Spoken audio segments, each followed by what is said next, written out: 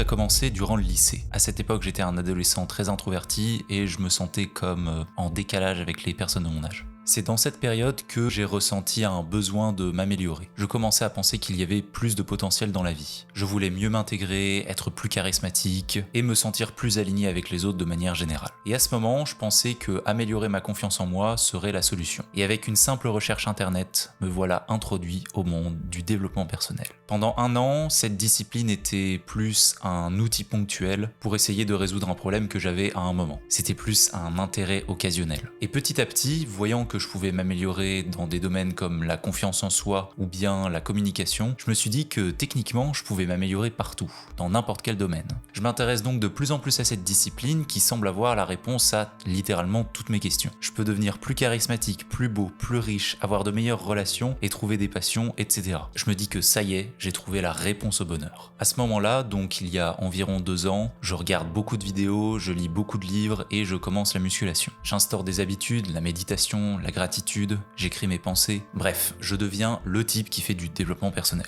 Au fur et à mesure, j'explore différentes communautés sur internet, différents courants d'idées liés à la discipline. Un environnement avec des gens qui cherchent à s'améliorer et à expérimenter, qui cherchent à reprendre le contrôle de leur vie. Mais derrière cette vision qui semble parfaite, se cachent des pièges qui peuvent rendre la discipline plus néfaste que bénéfique. Dans cette vidéo, je vous emmène dans la face sombre du développement personnel.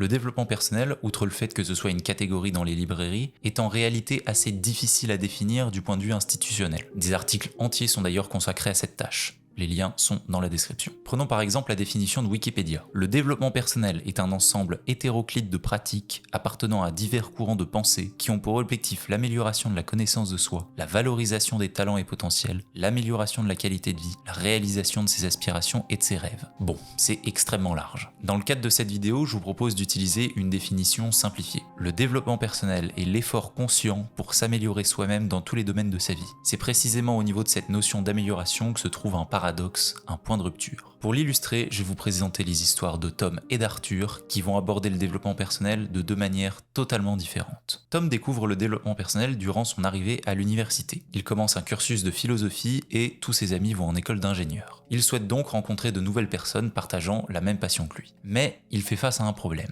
sa timidité. Dans son cas, elle l'empêche d'aller à la rencontre des gens comme il le souhaiterait. Après 1 mois, alors qu'il déambule dans les rayons de la bibliothèque, son regard est attiré par la couverture d'un livre au titre un peu pompeux, Comment se faire des amis de Dale Carnegie. Le sujet l'intéresse et il décide donc de l'emprunter. Tom est vite absorbé par sa nouvelle lecture et les conseils donnés dans le livre commencent à influer sur sa vie. Il tente de prendre part à des conversations, développe son intelligence sociale et sympathise avec son groupe de classe. Pour Tom, le développement personnel est un outil. Il l'utilise pour régler ce qui le dérange, pour le remettre sur pied, puis il repart à l'assaut du monde.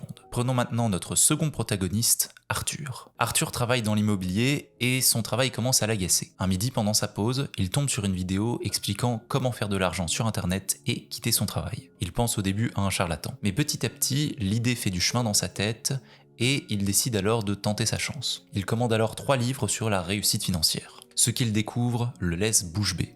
Toutes ses croyances sont remises en question. Il commence alors à mettre en pratique ses enseignements. Il se forme aux différents business et commence même sa propre activité. Il étudie l'éthique de travail des personnes incarnant la réussite et décide de se lever à 5 heures tous les matins. Il est maintenant une personne ambitieuse, vivant pour atteindre l'excellence. Chaque jour, Arthur applique rigoureusement sa routine quotidienne, créée à partir de celle des plus grands, à 15 minutes près. Il cesse d'ailleurs de fréquenter ses collègues de travail. Ils ne comprennent pas son ambition. Un week-end, il craque et passe sa journée à jouer aux jeux vidéo. Il s'en veut terriblement. Il a enfreint ses enseignements et brisé sa routine. Après 3 jours à culpabiliser et plusieurs vidéos de motivation, le voilà reparti. La différence entre Tom et Arthur réside dans la manière dont ils abordent le développement personnel, notamment au niveau de la notion d'amélioration. Tom l'utilise comme un outil pour progresser dans la vie. Les conseils qu'il trouve sont des opportunités. Pour Arthur, ces conseils ne sont pas simplement des conseils. Ce sont des règles de vie qu'il se doit de respecter, auquel cas il n'atteindra jamais le succès. Le développement personnel ouvre des perspectives pour Tom, mais il contraint celles d'Arthur.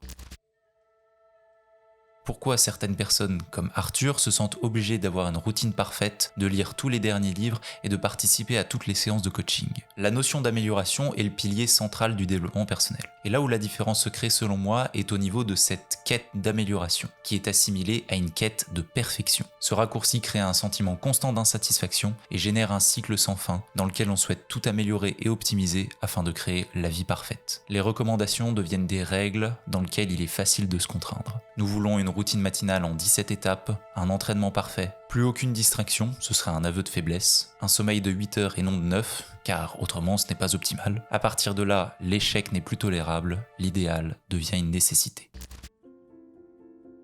On ne peut pas tout contrôler et il n'existe pas de vie parfaite. Il y a bien entendu des habitudes plus saines que d'autres et elles varient en fonction des individus. La notion même de perfection est bien souvent une construction illusoire. Dans le cadre du développement personnel, ça peut prendre la forme d'une personne qui travaille 10 heures par jour sur le projet qui sauvera la planète, tout ça avec le corps d'un influenceur fitness et le charisme d'un acteur hollywoodien. Mais alors, est-ce que ça veut dire que nous devrions abandonner nos ambitions ? Je ne pense pas. Il y a un principe issu de la philosophie stoïque qui nous encourage à ne pas avoir d'attente. Et c'est ici que la nuance se fait. Je pense qu'il est important d'avoir des objectifs et des ambitions. Cependant, il est peut-être plus sage de ne pas avoir d'attente vis-à-vis de l'accomplissement de ces objectifs, car on ne contrôle en rien le résultat. Ça permet aussi de relativiser sur la notion d'échec et permet d'être plus tolérant avec soi-même. Deuxième chose que je vous propose de faire pour éviter de tomber dans cette course à la perfection, c'est de voir les conseils que vous trouvez plus comme des recommandations. Par exemple, lorsque je vous conseille d'éviter le multitâche pour être plus productif, ne me croyez pas sur parole. Essayez par vous-même et faites-vous votre propre avis. Pendant une semaine, je teste la méditation quotidienne. C'est une expérience intéressante, mais au bout d'un moment, je me demande si je peux obtenir les mêmes avantages en changeant légèrement ma routine. Alors, au lieu de méditer chaque matin, je décide simplement de commencer ma journée sans toucher mon téléphone pendant un certain temps. Et retour sur expérience, je trouve que ça fonctionne mieux pour moi. Le développement personnel ne devrait pas être une série de règles strictes à suivre, mais plutôt une exploration de ce qui nous convient le mieux en tant qu'individu unique. Ce qui fonctionne pour moi peut ne pas fonctionner pour vous, et c'est parfaitement normal. Forgez-vous votre propre chemin, essayez de nouvelles choses, remettez en question les idées préconçues et ne vous laissez pas enfermer dans les attentes des autres. Merci d'avoir regardé cette vidéo, j'ai pris beaucoup de plaisir à la faire. Si mon contenu vous plaît, n'hésitez pas à vous abonner et à partager la chaîne, c'est le meilleur moyen de me soutenir. Sur ce, je vous dis à la prochaine.